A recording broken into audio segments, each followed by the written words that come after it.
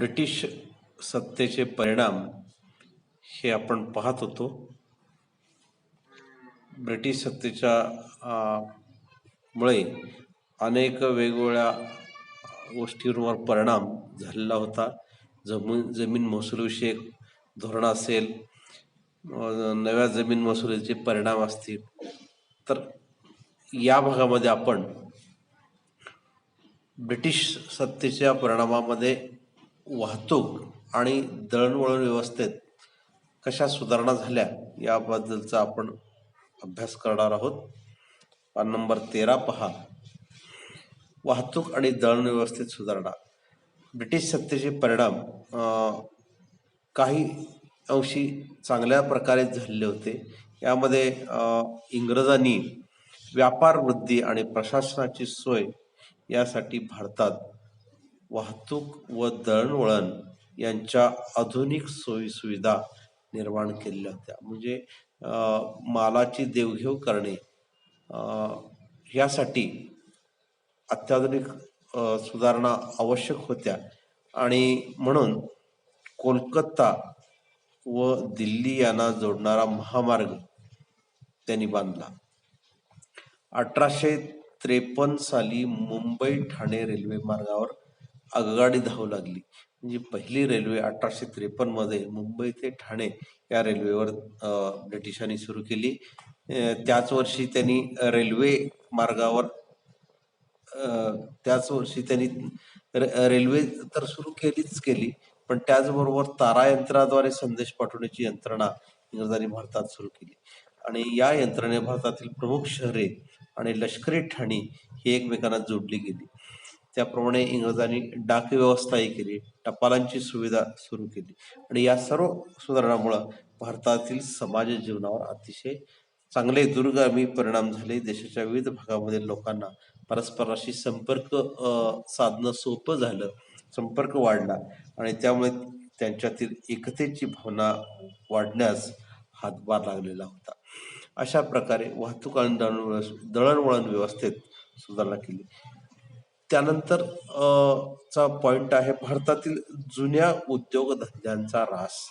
म्हणजे भारतातून इंग्लंडला जाणाऱ्या मालावर इंग्रज सरकार जबरदस्त कर आकारत होते. उलट इंग्लंडहून भारतात येणाऱ्या मालावर मात्र अतिशय कमी कर आकारण्यात येत होता आणि तसेच इंग्लंडमधून येणारा माल हा यंत्रावर तयार झालेला असायचा. तुलनेने भारताच्या उत्पादनाच्या बाबतीत मोठ्या प्रमाणात त्याचं म्हणजे काय व्हायचं की इंग्लंडमधून येणारा माल हा यंत्रावर तयार असलेला असल्यामुळे त्याचा दर्जा चांगला होता, त्याचं उत्पादन मोठ्या प्रमाणावर आणि कमी खर्चात होईल.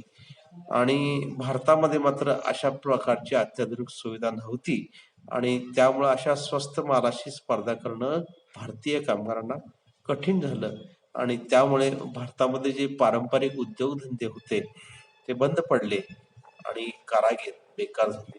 त्यामुळे जे काही पारंपरिक जुने उद्योगधंदे होते त्याच्यावर असा परिणाम झालेला आपल्याला पाहायला मिळतो. भारतात नव्या उद्योगधंद्यांचा विकास, इंग्रज सरकारचा पाठिंबा, व्यवस्थापनाचा अनुभव व भांडवल इत्यादी गोष्टींच्या अभावामुळे भारतीय उद्योजक मोठ्या संख्येने पुढे येऊ शकले नाहीत. बघा की इंग्रजांशी स्पर्धा करणं भारतीयांना शक्यच नव्हतं आणि त्यामुळं वेगवेगळे उद्योजक होते, जे भांडवलदार होते, व्यवस्थापनाचा ह्या सगळ्या गोष्टीचा परिणाम भारतीयांच्यावर झालेला होता आणि मग अशा अडचणीवर मात करून काही भारतीयांनी उद्योगाची उभारणी केली. यामध्ये 1853 मध्ये कावसजी नानाभाई दावर यांनी मुंबईमध्ये पहिली कापड गिरणी सुरू केली. 1855 मध्ये बंगालमधील रिश्रा येथे तागाची पहिली गिरणी सुरू केली. 1907 मध्ये जमशेदजी टाटा यांनी जमशेदपूर येथे टाटा आयर्न अँड स्टील कंपनीचा पोलाद निर्मितीचा कारखाना स्थापन केला. भारतामध्ये धातू, कोळसा, साखर, सिमेंट आणि रासायनिक द्रव्ये ह्या उद्योगांना ही सुरुवात झालेली होती. म्हणजे भारतीय उद्योगधंद्यामध्ये देखील विकास व्हायला लागला.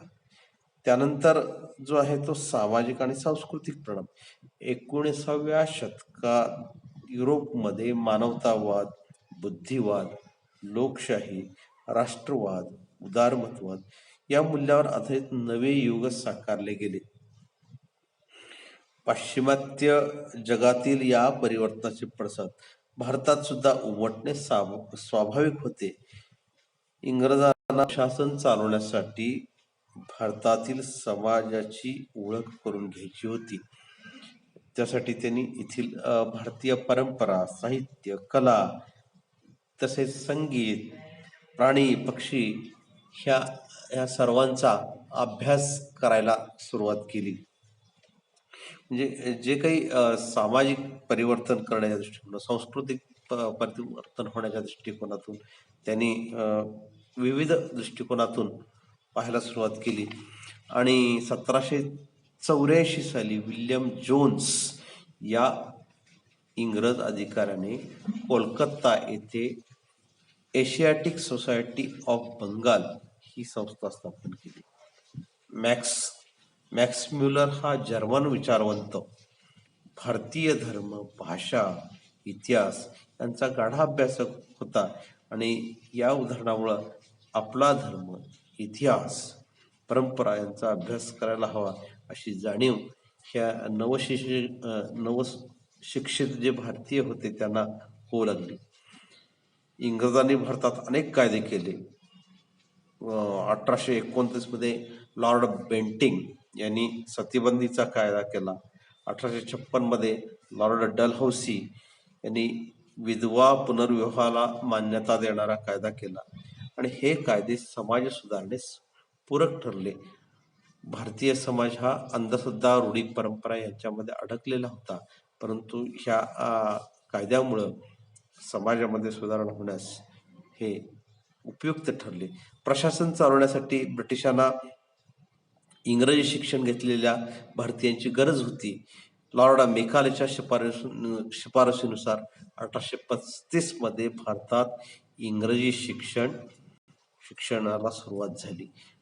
त्यामुळे ह्या शिक्षणाद्वारे नवे पाश्चात्य विचार, आधुनिक सुधारणा, विज्ञान, तंत्रज्ञान यांची भारतीयांना ओळख करून देण्यात आली. आणि 1857 साली कोलकाता, मुंबई, मद्रास, आताची चेन्नई इथे विद्यापीठांची स्थापना करण्यात आली.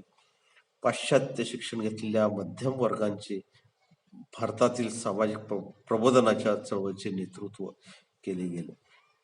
तर अशा प्रकारे ब्रिटिश सत्तेचे भारतावर दूरगामी परिणाम झालेले होते. काही अंशी भारतीय समाजामध्ये सुधारणा झालेली होती, परंतु काही निर्णय हे अन्यायकारक असे होते. स्वाध्याय तुम्ही घरी सोडवा, त्यापूर्वी अगोदर प्रकरण वाचा आणि स्वाध्याय पूर्ण करा.